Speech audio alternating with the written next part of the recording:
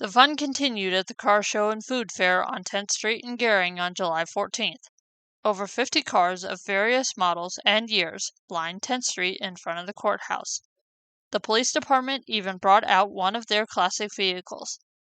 Some of the car owners stated that they were prepping for competition, while others said that they were there just for fun.